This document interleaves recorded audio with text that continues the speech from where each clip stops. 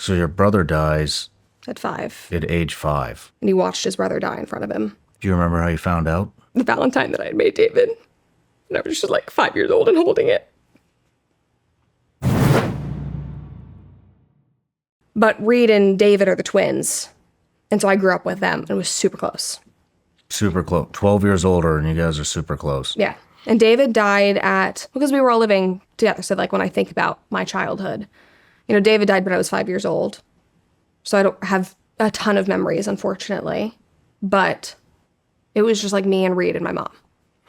That's the surviving twin. What kind of stuff were you experiencing in home with your mom and your dad? I unfortunately didn't know anything different. Like, it was icy.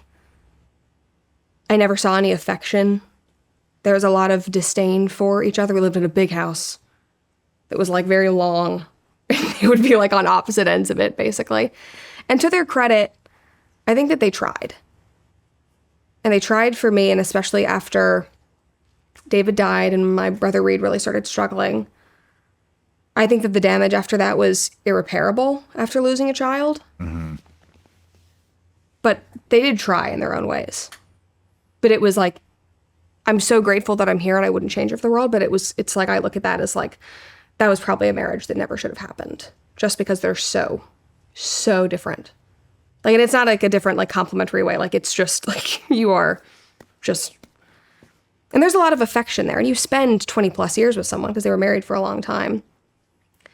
And they got through the divorce, and they're friendly now. How old were you when they got divorced? 15.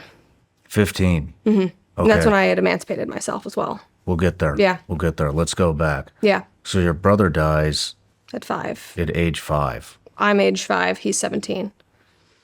He dies they went to a school in Chattanooga. They were on the rowing team. They were both super athletic, very artistic. I mean, they were like the most well-rounded guys. They're both brilliant, incredibly artistically talented. Like, I have my own creative talents. Like, I can't draw for crap. And they were both, brilliant, but also brilliant at math. Like, my brother Reed had a perfect SAT score. Just so well-rounded, incredibly athletic. They were on the rowing team. Just good guys. And out of nowhere, David had a cardiac arrest and fell off the rowing machine right in front of Reed. So they're 17 years old, identical twins. They never had that, like, separation that, like, psychologically twins have to go through. And if you're not a twin, like, I don't even think I can understand what that feels like. But I've talked to enough twins now, and I've talked to Reed, 17. I think we're going into the 18th year since David has died. So he's now been gone longer than he was here.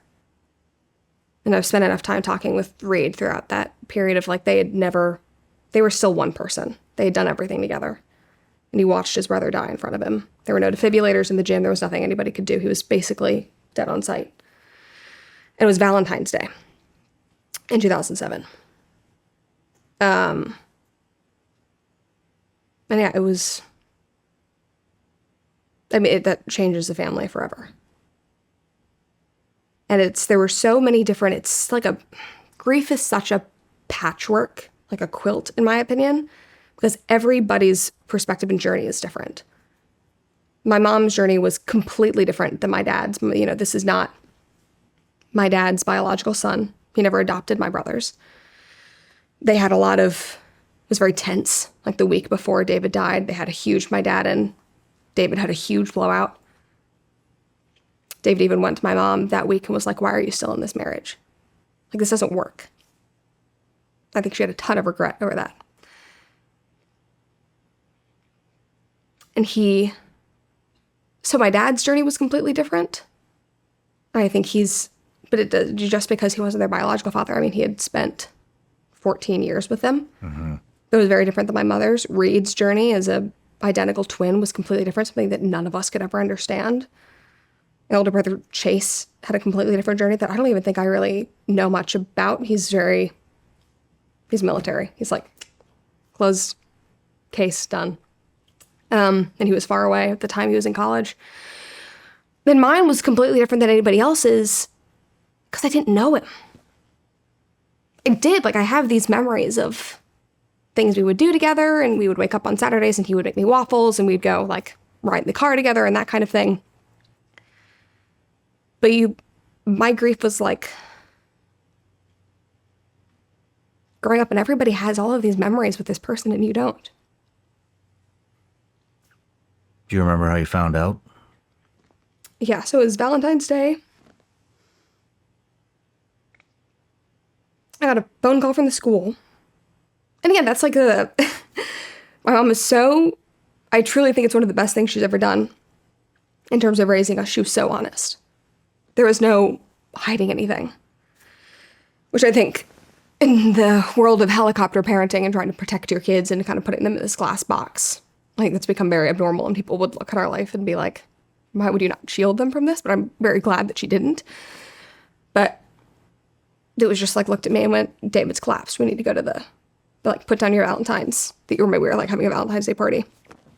And we have to go. And I remember getting in the car and I had like the Valentine that I had made David. And I was just like 5 years old and holding it. Oh God, I haven't talked about this in so long. So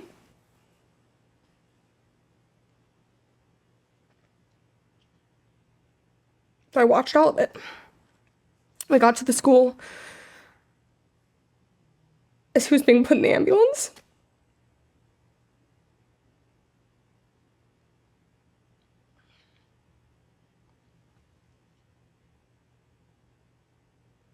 We went to the hospital and I had like a nurse take me out as they were, talking about what was going on, and they had no idea what happened. I was wearing lime green clogs, and I remember because we were there until very late. I was walking through the halls of the hospital. I could hear my like Hannah Anderson clogs like clomp through the hospital hallways. It's like funny the things you remember. And they were in like a very dark, purpley room. And I have no idea what happened. They think it's some kind of like epigenetics of something, environmental happened. We have genuinely no idea at the time. Nothing came of the autopsy. We all immediately, especially Reed, we came to Nashville and went to Vanderbilt. They have one of the best pediatric cardiology programs in the country, probably the best. Did hundreds of tests to figure out, was there any risk for Reed? And there was nothing. Nothing. And David always drank Red Bulls in the morning. He would drink like 2 Red Bulls a day. He would drink one on the way to school. And my mom would always kind of like, David, you probably shouldn't drink that. And he would be like, Mom, everybody's drinking them. But she just said there was like a gut feeling of, I don't think this is good for you. And she asked the doctor at the time, like, do you think this is like his caffeine intake? Like what, like we have no answers. What could have happened for a completely fit, no chronic illness, no history of anything, collapse and die within 15 minutes? When you have an identical twin brother standing here with no problems, who still to this day doesn't have any problems. Never had any scares or anything. And she was like, could it have been, let's talk about what my mom was very matter of fact of like, let's figure it out. Like what happened? We need to, obviously like prevent this from happening to any of the other kids. She brought up the Red Bull and they like laughed at her. And last year a study came out that over like from the last 10 years about the cardiac effects of drinks like Red Bull. Shit.